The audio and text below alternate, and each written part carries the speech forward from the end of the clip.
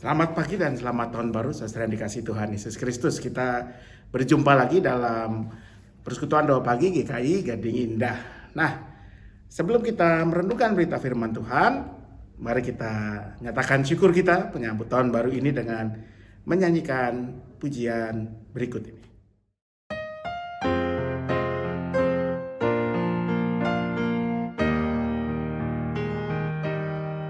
Seindah siang disinari terang, cara Tuhan mengasihiku. Seindah petang dengan angin sejuk, cara Tuhan mengasihiku.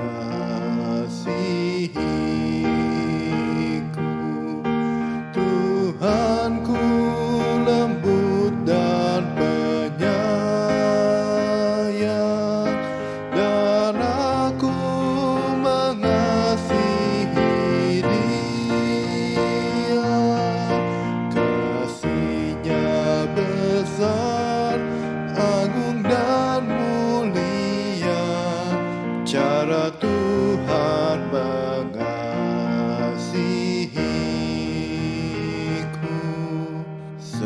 sedalamnya laut, seluas angkasa, cara Tuhan mengasihiku. Seharum kembang yang tetap semerbak, cara Tuhan mengasihiku. Damai-Nya tetap besertaku, dan sorgalah pengharapanku. Hidupku tentram, ku nikmati penuh, cara Tuhan mengasihiku. Anda pasti pernah mendengar sebuah ungkapan yang berbunyi demikian. Time is money. Nah, waktu adalah uang. Ungkapan yang mengatakan betapa berharganya, bernilainya waktu. Dan itu sering digunakan untuk menyebut misalnya betapa waktu kita itu sangat mahal harganya ya.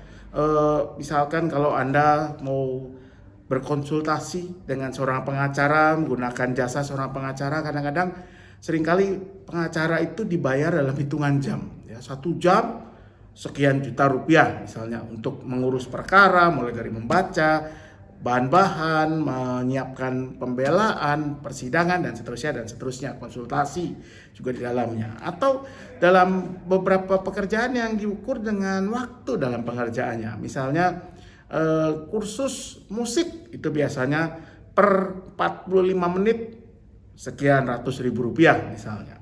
Atau pekerjaan-pekerjaan lain yang diukur dengan waktu 1 jam, bayaran per jam sekian, bayaran per minggu sekian juta dan seterusnya. Time is money. Waktu adalah uang. Waktu itu mahal harganya. Tapi saudara, ketika kita mengungkapkan dan memahami seperti itu, sesungguhnya yang terjadi adalah kita masih memandang uang itu yang mahal, ya, yang bernilai. Padahal sebetulnya waktu itu jauh lebih mahal daripada uang. Kenapa saudara? Karena kalau uang itu hilang, Anda punya uang sekian juta, jatuh di jalan, hilang, dicopet, atau mungkin ketika Anda sedang berusaha, ya punya usaha, rugi, hilang, uang masih bisa kita cari lagi. Tapi yang namanya waktu, kalau sudah lewat, dia tidak akan kembali. Karena waktu dia selalu berjalan ke depan.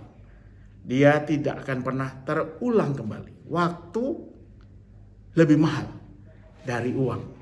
Waktu sebenarnya lebih berharga daripada uang.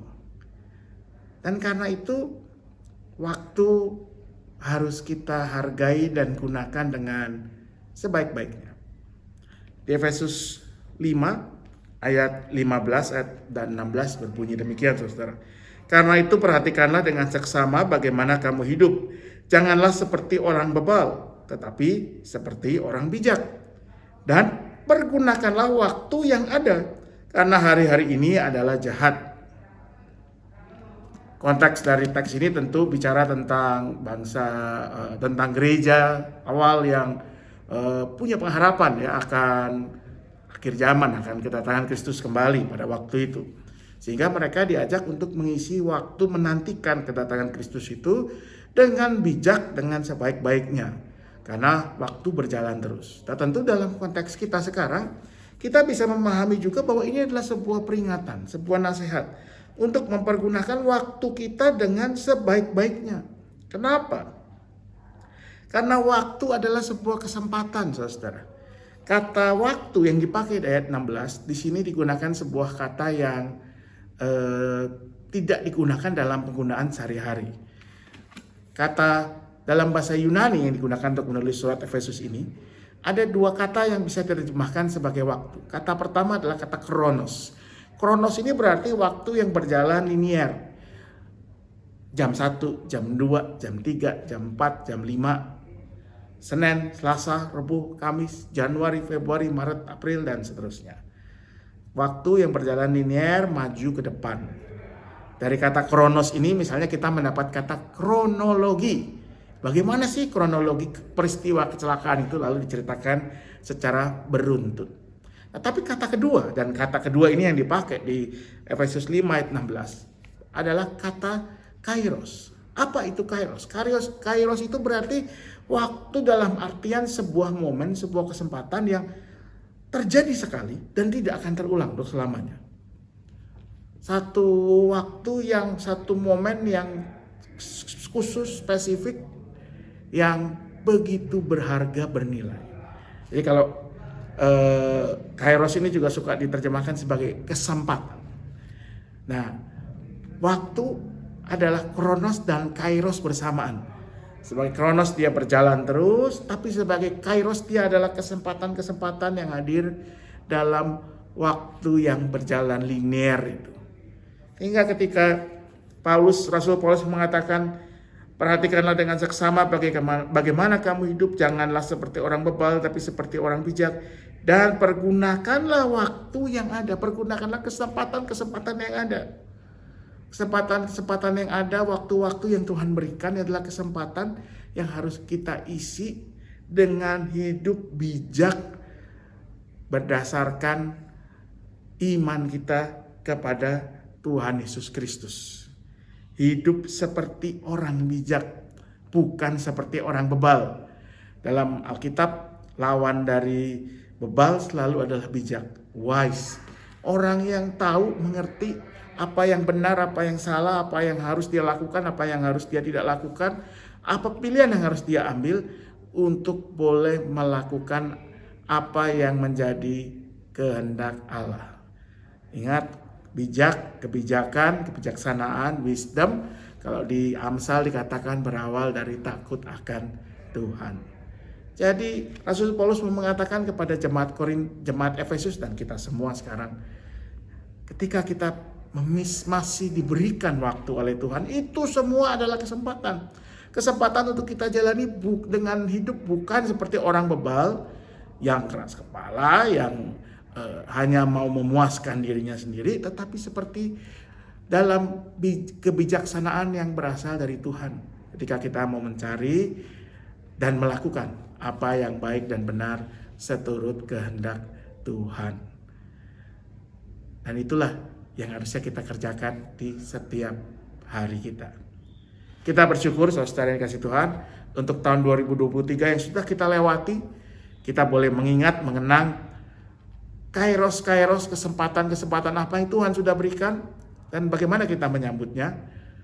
Yang tidak berhasil kita sambut, kita kerjakan dengan baik, mari kita perbaiki. Yang berhasil kita kerjakan, Kita sambut dengan baik, mari kita syukuri sambil kita menatap tahun 2024 yang sudah mulai kita jalani ini. Kita menantikan kairos apa yang akan Tuhan percayakan, anugerahkan kepada kita, dan kita sambut dengan sukacita, tetapi juga dengan tanggung jawab sebagai murid-murid Kristus. Selamat tahun baru, selamat menyambut hari yang baru, selamat menyambut setiap kesempatan yang Tuhan anugerahkan. Mari kita berdoa. Bapa Surgawi, kami bersyukur untuk tahun 2023 yang sudah kami lewati. Kami percaya setiap hal yang kami alami, suka, duka, tawa, tangis, semuanya adalah bagian dari cara Tuhan menjaga, memelihara kehidupan kami, membentuk kami untuk menjadi murid-murid Kristus yang lebih baik. Kami percaya Tuhan sudah memelihara, menguatkan kami, dan Tuhan akan terus menjaga, memelihara kami di tahun baru yang sudah mulai kami jalani ini. Biarlah kami boleh mengisi setiap waktu yang Tuhan berikan sebagai kesempatan untuk menjadi berkat bagi sesama, untuk membawa sukacita, membawa kegembiraan, membawa berkat Tuhan untuk setiap orang yang boleh Tuhan hadirkan di sekitar kami. Kami berdoa untuk bangsa dan negara kami di tahun 2024, di mana akan berlangsung pemilihan umum, lalu pemilihan di setiap daerah untuk kepala-kepala daerah. Beri hikmat kepada setiap orang yang akan turut serta dalam pemilihan itu menjadi calon-calon pemimpin. Berikan hikmat agar mereka boleh sungguh mencari apa yang baik untuk kehidupan bersama. Biarlah dengan penyertaan Tuhan kami juga boleh melakukan apa yang terbaik untuk hidup bersama kami sebagai bangsa Indonesia. Kami berdoa untuk gereja Tuhan dalam setiap pergumulan pelayanannya di Indonesia ini. Secara khusus untuk gereja kami GKI Gading Indah, berikanlah penyertaan-Mu agar di tahun ini kami kembali boleh menyatakan kabar kasih sukacita Tuhan. Kami boleh membagikan Injil Kristus dengan membawa damai sejahtera, sukacita, dengan membagikan kasih Tuhan kepada setiap orang yang boleh Tuhan hadirkan dalam kehidupan kami sebagai gereja. Kami berdoa untuk sakramen perjamuan kudus yang akan bersama kami sambut tanggal 7 Januari yang akan datang. Kiranya boleh menjadi berkat bagi kami dan memampukan kami memberkati orang lain. Kami mau berdoa untuk setiap keluarga dalam pergumulan-pergumulan mereka, ekonomi, relasi, anak-anak dengan pendidikannya, dan tentunya dengan kondisi kesehatan dari orang-orang yang kami kasih dalam keluarga kami. Beri hikmat, beri sukacita, beri pemulihan, beri kecukupan kepada keluarga yang mendampingi dalam segala hal yang dibutuhkan. Kami percaya Tuhan akan terus memberikan apa yang baik bagi kami. Kami mau menyerahkan kehidupan kami, pribadi, keluarga, gereja, bangsa dan negara di tahun yang baru ini hanya dalam satu nama, Yesus Kristus, Tuhan dan Juru Selamat kami yang hidup.